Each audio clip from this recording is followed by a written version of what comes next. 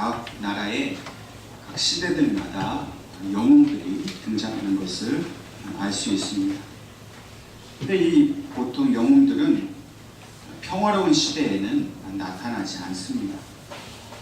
이런 영웅들은 모두 전쟁이나 기근이나 이런 국가적인 큰 위기와 시련 속에서 등장을 하였습니다. 소위 난세의 영웅이 등장하는 것입니다. 평화로운 시대에는 누가 영웅인지 알 수가 없습니다. 모두가 다 평범하게 또 그 평화를 누리면서 살아갈 뿐입니다. 또 자신 스스로 영웅이 되겠다라고 그렇게 나서봐야 아무도 알아주지 않습니다. 그러나 이 평화의 시대가 가고 반대로 이 위기의 시대가 찾아오면 그 시대가 영웅을 찾습니다. 그 영웅을 부르게 됩니다. 그때 그 시대를 바꿀 수 있는 그런 잠재력을 가지고 있었던 한 평범한 사람이 시대의 부름을 받고 그 시대 앞에 나서게 됩니다. 그리고 영웅적인 행동을 통해서 결국 그 시대를, 그 민족을 구원해냅니다. 어려움과 고난이 없이는 결코 온전한 것을 만들어낼 수가 없습니다. 갓난아기가 1만 번 이상 넘어져야 비로소 걸음마를 할 수 있다고 합니다. 뜨거운 태양빛이 있어야만 곡식이 여물게 됩니다. 강한 바람은 강한 풀과 강한 나무를 만들어냅니다. 성경에 나오는 하나님의 사람들도 마찬가지입니다. 특별히 다윗은 이 골리앗이라는 위기 상황 속에서 영웅으로 나설 수 있었습니다. 사울이라는 강한 바람이 있었기에, 뜨거운 태양빛이 있었기 때문에 다윗은 강한 왕이 될 수 있었습니다. 오늘 우리도 위기의 시대를 살아가고 있습니다. 사람들은 더 이상 교회를 찾지 않습니다. 교회를 찾지 않을 뿐만 아니라 교회를 다니던 사람들도 점점 교회를 떠나가고 있습니다. 선교한국이라는 선교단체가 있습니다. 이 선교한국은 해마다 선교 대회를 통해서 이 선교사로 자원할 청년들을 거기 모집을 하고 있습니다. 근데 매년 그렇게 선교사로 헌신하겠다는 청년들의 숫자가 점점 줄어들고 있습니다. 장차 목회자가 되어서 교회를 이끌어가고 사람들의 영혼을 구원해야 할 이 목회자 지망생의 숫자가 점점 신학교들마다 줄어들고 있는 실정입니다. 이미 지방에 있는 신학교는 미달 사태가 벌어지고 있습니다. 교회적으로 교인들의 숫자가 점점 줄어들고 있다고 합니다. 특별히 주목해 보아야 할 것은 2017년도 우리 교단 총회가 발표한 자료에 의하면 우리 교단에 있는 교회 중에서 교회 학교가 없는 교회가 이미 50%를 넘어섰다고 합니다. 영적인 위기입니다. 국가적으로, 경제적으로, 가정의 위기가 찾아왔습니다. 근데 이 위기 속에서 우리는 그냥 가만히 그 위기만을 바라보고 있을 것이냐? 하나님은 이 위기 상황 속에서 하나님의 사람들을 지금 찾고 계십니다. 부르고 계십니다. 우리는 그냥 이 위기를 견디면 되는 줄 알지만 하나님의 입장에서는 결코 그렇지 않습니다. 믿음으로 하나님의 뜻을 받들고 일어설 사람들을 하나님은 지금 간절하게 부르고 계신 겁니다. 오늘 본문 말씀에 기드온이라는 사람이 하나님의 부르심을 받았습니다.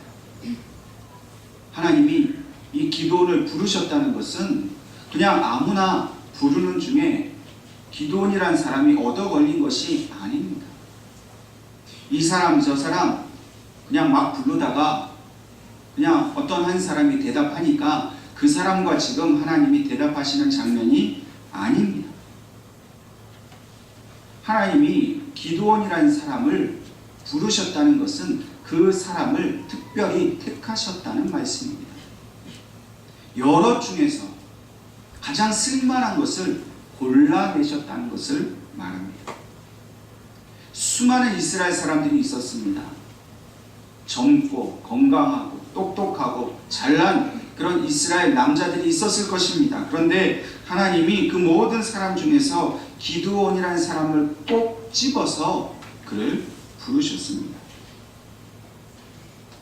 하나님께서 이 기드온을 부르신 그 이유가 또 그 상황이 어떠했는가 하는 것을 먼저 그 배경적인 면을 우리는 살펴볼 필요가 있습니다. 본문이 되는 사사기 6장 1절 말씀에 이스라엘 자손이 또 여호와의 목전에 악을 행하였으므로 여호와께서 7년 동안 그들을 미디안의 손에 넘겨주시니라고 말씀하고 있습니다. 이스라엘 백성이 하나님의 말씀을 잘 순종하고 우상을 숭배하지 않고 하나님만 섬겨야 하는데 그들이 악을 행한 것입니다. 더 이상 하나님을 예배하지 않고 하나님을 떠났고 세상을 사랑하고 물질을 사랑해서 하나님을 거부했습니다. 그래서 하나님께서 그들이 악을 행한 것으로 인해서 그들에게 벌을 내리셨는데 그 벌이 미디안이라는 나라를 통해서 7년 동안 시련을 당하게 한 것입니다. 구체적인 내용은 이 6장 1절 이하에 나오는데 정리를 해드리면 이스라엘 백성들이 매년 곡식을 뿌리고 그 곡식을 가꾸어서 열매를 거둘 때마다 이 미디안 사람들이 와서 그 모든 곡식들을 다 빼앗아 간 것입니다. 정성스럽게 가축을 키워서 소와 양을 키웠지만은 그 소와 양을 미디안 사람들이 다 빼앗아 간 것입니다. 그래서 6절 말씀을 보면 이스라엘이 미디안으로 말미암아 궁핍함이 심한지라 이에 이스라엘 자손이 여호와께 부르짖었다. 7년 동안 정성스럽게 잘 키워놓은 곡식을 다 빼앗겼으니 이스라엘 백성들이 굶주리게 된 것입니다. 먹을 것이 없습니다. 7년 동안 굶주렸습니다.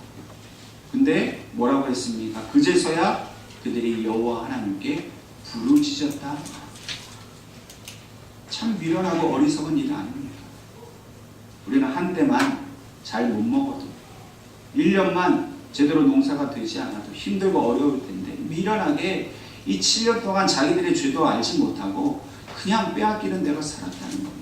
그제서야 하나님 우리가 죽게 되었습니다. 우리가 잘못했습니다. 용서해 주십시오. 우리를 구원해 주십시오. 그제서야 부르짖었다는 것입니다. 내 하나님께서는 그들의 부르짖음을 외면치 않으셨습니다. 그들이 정말 회개하고 하나님의 뜻을 이제는 따라 살겠노라고 살려달라고 부르짖는 그 범죄한 이스라엘 백성들을 내버려 두지 아니하시고 그들을 위기 가운데서 건져낼 하나님의 사람을 택하셨던 것입니다. 그런데 왜 하필 이 기드온을 택하셨을까요? 기드온이 하나님께 택함을 받을 만한 어떤 능력이 있거나 그런 자격이 있었을까요? 그가 기도를 많이 했기 때문에 하나님이 그를 부르셨을까요? 아니면 하나님의 때가 이를 것을 알고 미리 준비했기 때문에 그를 부르셨을까요? 근데 본문의 말씀을 잘 살펴보면 기드온이 하나님께 택함 받을 만한 그 어떤 특별한 자격이 있었느냐? 결코 그런 증거들을 찾아볼 수가 없습니다. 왜 하나님께서 기드온을 택하셨는지 사실 인간적인 이유로 보면 기드온에겐 결코 하나님께 택함 받을 만한 그런 특별한 것이 없었습니다.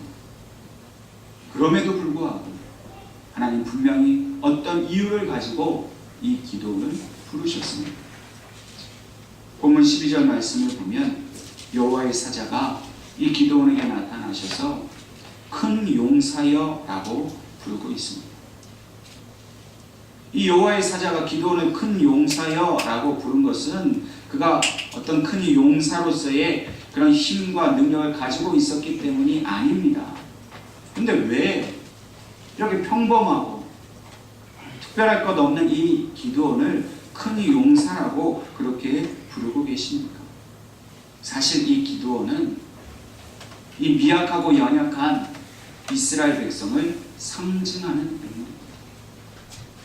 하나님 앞에 범죄하였고 그 범죄한 것 때문에 미디안이라는 나라에게 7년 동안 시달리고 있었던 무기력한 그 이스라엘 백성을 대표하는 인물이 바로 기드온입니다.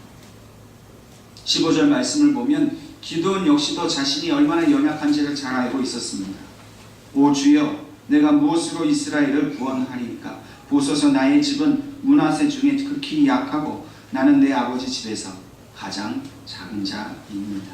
라고 말하고 있습니다. 자기는 너무나 작은 자이기 때문에 하나님께서 나를 부르셔서 이스라엘 백성을 구원하라 말씀하시지만 나는 그거 할 수 없습니다 라고 솔직하게 자신의 약함을 말하고 있습니다.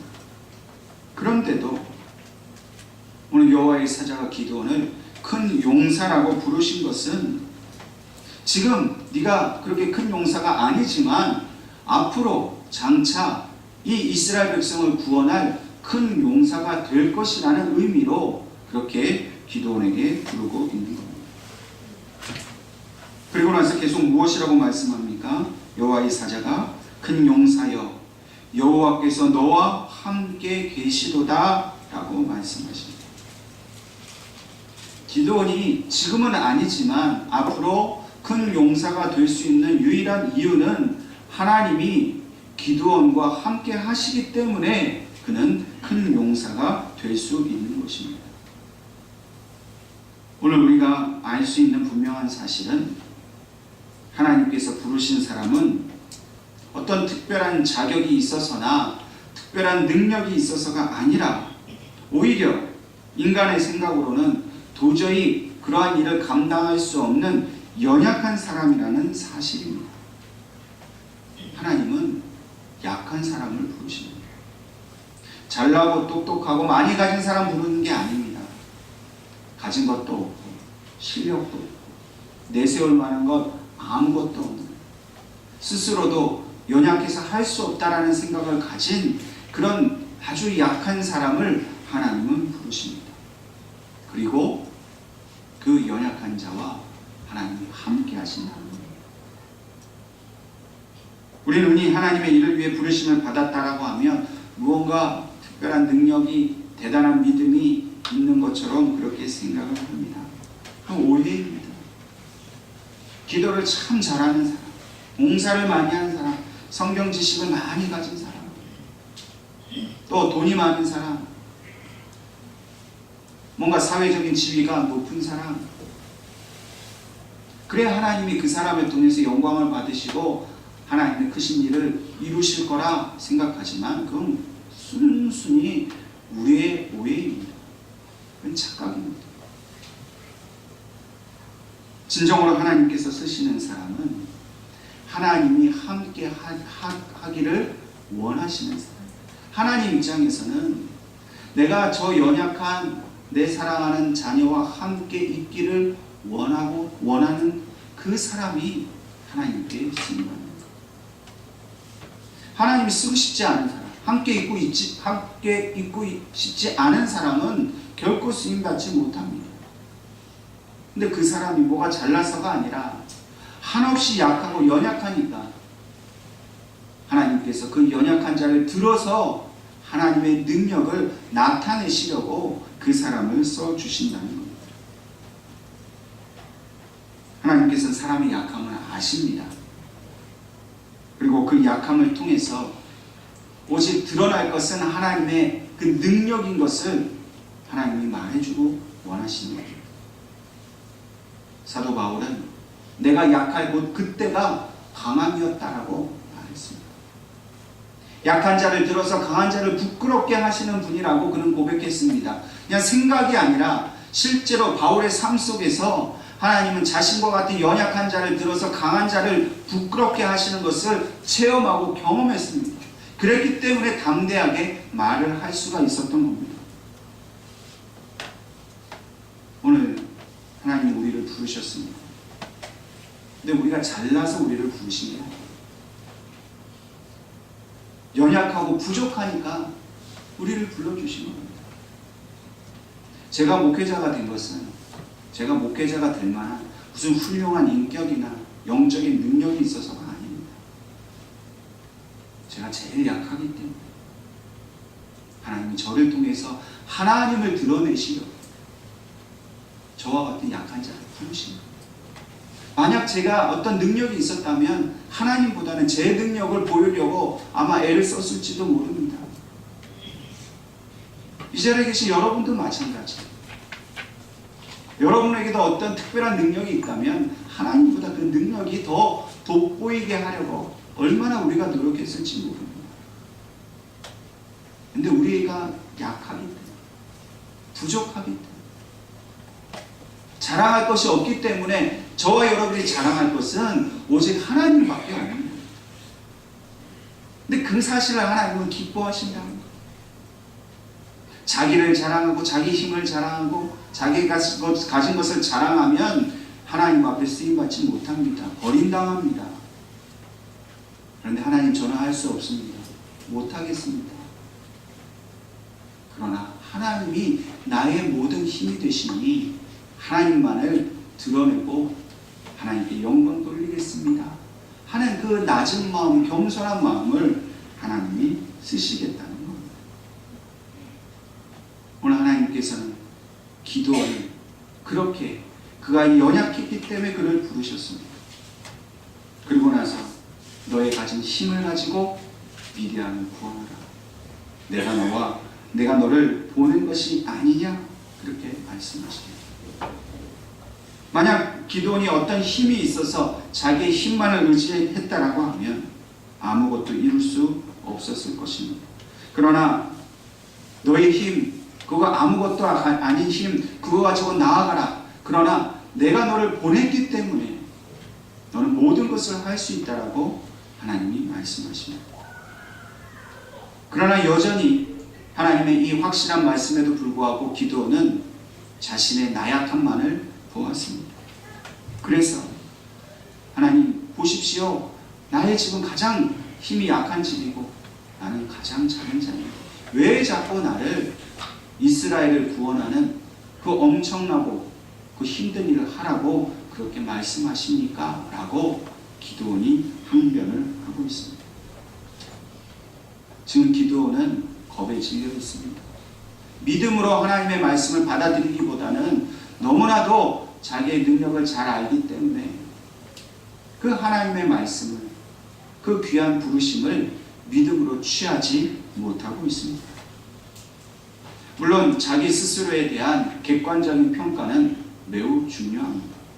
힘도 없으면서 잘 알지도 못하면서 아는 척하고 힘 있는 척하고 착각하고 함부로 세상을 덤비는 것도 그건 옳지 않습니다만, 그러나 너무나 자기 자신에 대해서 냉정하게 잘 알아서 하나님 부르실 때에 그 부르심에 응답하지 못하고 여전히 물러서 있는 것도 그 역시도 문제입니다. 오늘 기드온이 이렇게 이 일을 하지 못하게 했다고 하는 것은 결코 그가 겸손해서가 아닙니다. 지금 이 기드온을 사로잡고 있는 것은 불가능에 대한 확신입니다. 나는 할 수 없다는 것에 대한 확실한 믿음을 갖고 있기 때문입니다. 여러분, 하나님은 지금 할 수 있다고, 내가 너를 보낸 것이 아니냐고, 내가 너와 함께 할 테니까 네가 아무리 연약해도 나아가라 말씀하시면 우리가 그 말씀에 믿음을 가져야 되는데, 너무나 자기 자신을 잘 알아서 나는 절대 못한다는 믿음을 갖고 있는 거예요. 이건 잘못된 믿음입니다. 이것은 패배의식이고 지나친 현실주의에 빠져서 결코 믿음의 삶을 살지 못하고 있는 형편입니다. 그러나 오늘 하나님께서는 이 기도를 부르셔서 믿음이 무엇인지를 설명하기를 원하셨습니다. 믿음은 현실을 초월하는 영적인 확신입니다. 사람의 이성으로 어떤 상황 판단에 의해서 이건 되겠다라는 믿음, 그 믿음은 불완전한 믿음입니다. 현실적으로 눈앞에 보이는 것은 불가능해 보일지라도 우리 심령 속에 찾아오셔서 우리를 부르시는 하나님의 음성에 대한 그 확실한 믿음을 갖는 것, 그것이 바로 오늘 저와 여러분이 가지고 살아야 할 믿음입니다. 여러분, 보아서 믿는 건 누구나 할 수 있습니다. 내 손에 든 것을 보고 믿는 건 누구나 할 수 있습니다. 근데 내 손에 든 게 없고 내게 능력이 없는데도 불구하고 하나님께서 나를 통해 역사하시겠다 하시는 그 영적인 음성을 들을 수 있는 것이 참된 믿음입니다. 우리는 늘 내 자신만을 바라봅니다. 나의 환경이, 나의 가진 것이 미약해서 할 수 없다라고 생각합니다. 그러나 하나님은 항상 우리를 믿음의 자리에서 부르십니다. 저와 여러분이 신앙생활하는 이유가 뭡니까? 이런 위기 상황 속에서 이 위기를 하나님께서 나를 통해서 이겨내게 하시겠다 하는데도 그저 우리는 그 불가능하다는 생각에 빠져서 할 수 없다는 생각에만 주저앉아서 그냥 견디기만 하는 것이죠. 바라만 보는 거죠. 그리고 누군가 영웅처럼 나타나서 이 위기에서 좀 건져주기를 바라고 있지 않습니까? 대통령이, 사회 지도자가, 어떤 능력 있는 목사님이 나타나서 좀 우리를 건져주기를 바라고 있지 않습니까? 근데 하나님은 그런 우리 기대를 듣지 않으십니다. 하나님 바로 그 사람이 우리 자신이라고 말씀하시는 거예요. 나라가 위태롭고 교회가 존립의 위험에 빠져 있습니다. 여러분의 가정에도 어떤 위기 상황이 분명히 찾아왔을 것입니다. 여러분들의 자녀들이 가는 길이 결코 만만하거나 쉽지가 않습니다. 취업하기가 어렵고 성공하기가 어려운 시대입니다. 돈 벌기가 쉽지 않은 시대입니다. 무엇보다도 영적으로 믿음으로 일어서기가 쉽지 않은 시대입니다. 너무나 많은 유혹이 있습니다.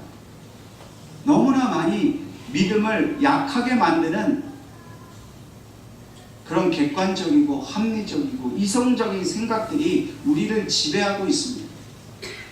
내가 이해가 안 되면 절대 믿지 못하는 것이 오늘 이 영적 위기를 당한 우리의 모습입니다. 그런데 다시 한번 거꾸로 생각해 보십시오. 사람은 우리를 구원할 수 없지만 하나님은 능히 우리를 구원하시는 분입니다. 여러분, 하나님은 어떤 분입니까? 세상을 창조하신 분입니다.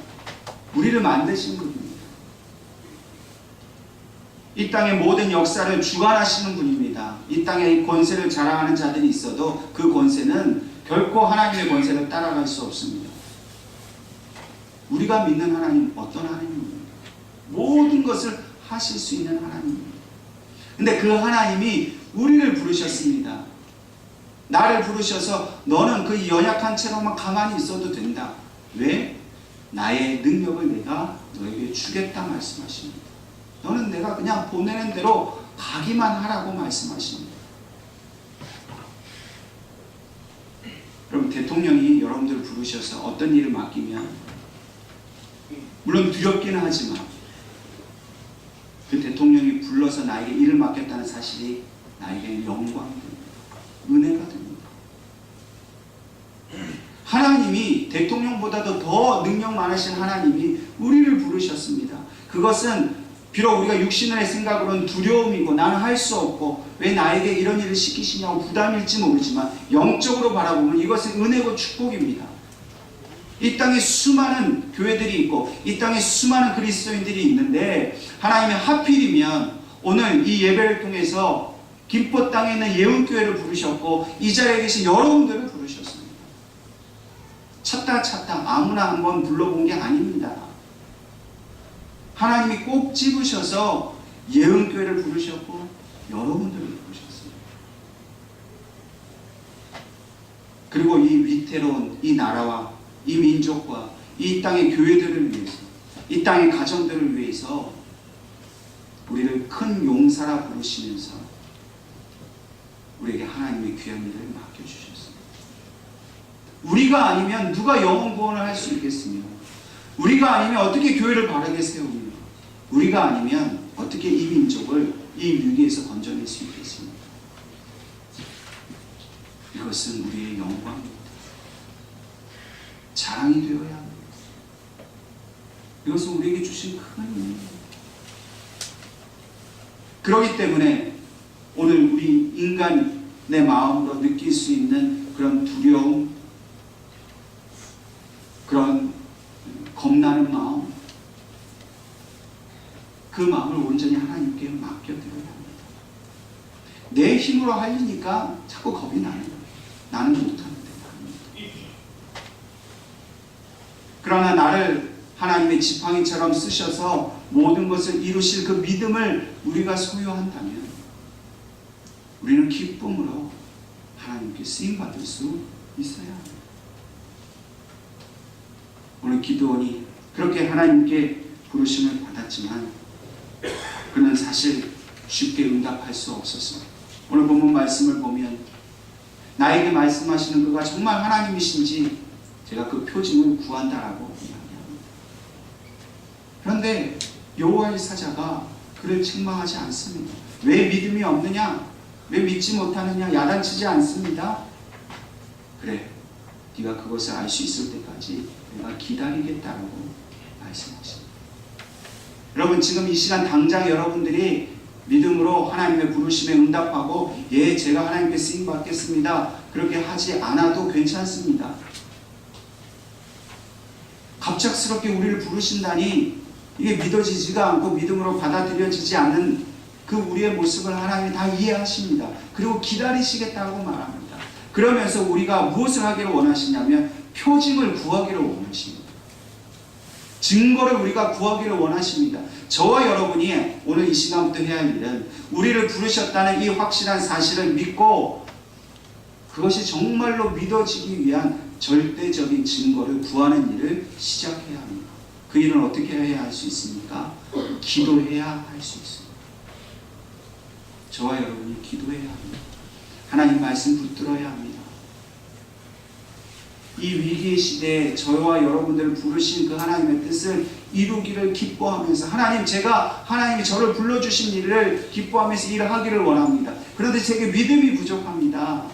제게 믿음을 주십시오. 증거를 보여주세요.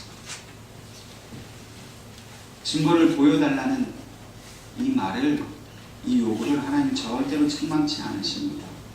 오히려 우리가 구할 때 하나님은 그것을 보여주기를 원하십니다. 그래, 구하기만 해요. 내가 너와 함께 한다라는 그 증거를 보여주겠다라고 약속하십니다.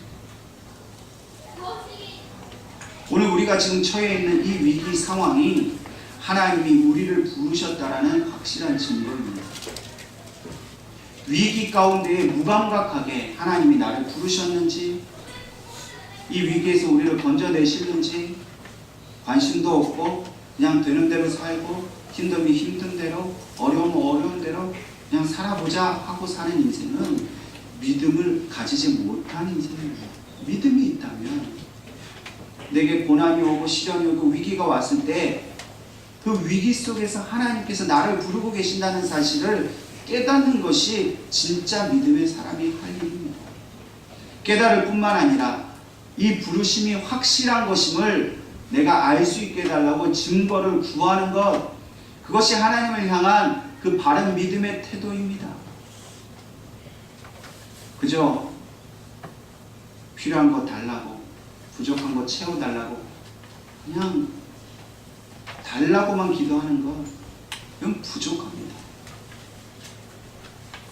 하나님은 그저 우리 부족한 것을만 채워주시는 분이 아니라 이런 위기 가운데 있는 나라를 살려내고 민족을 살려내는 그 일들을 우리가 하기를 원하시냐는 더 적극적으로 기도해야 합니다. 위기가 왔다면 더 그 믿음의 자리로 나아가기를 힘써야 합니다. 그렇지 않으면 오늘 우리가 그 부르심에 외면을 하면 결코 우리는 하나님의 일을 이룰 수도 없고 우리가 처해 있는 그 위기 상황에서 벗어날 수도 없습니다. 오늘 표징을 구하는 그 기도원에게 하나님은 분명히 그 표징을 보여주셨습니다. 본문에는 다 기록되어 있지 않지만 여러분들 집에 가셔서 이후에 말씀들을 꼭 한번 읽어보십시오. 오늘 저와 여러분이 기도하는 모든 시간들을 통해서 하나님 앞에 이 표징을 구하십시다. 그리고 우리를 불러주신 그 영광스러운 은혜를 기쁨과 감사함으로 받아들여요. 나는 알 수 없지만 그러나 나를 통해서 하나님의 위대한 일을 하시겠다라고 하는 그 하나님의 그 사랑을 우리가 충만히 가지고 우리 앞에 놓여진 위기를 결코 두려워하지 말고 하나님이 함께 하신다는 담대한 확신을 가지고 기도하면서 이 땅을 향해서 문제를 향해서 여러분 나아갈 수 있기를 주님의 이름으로 축원합니다.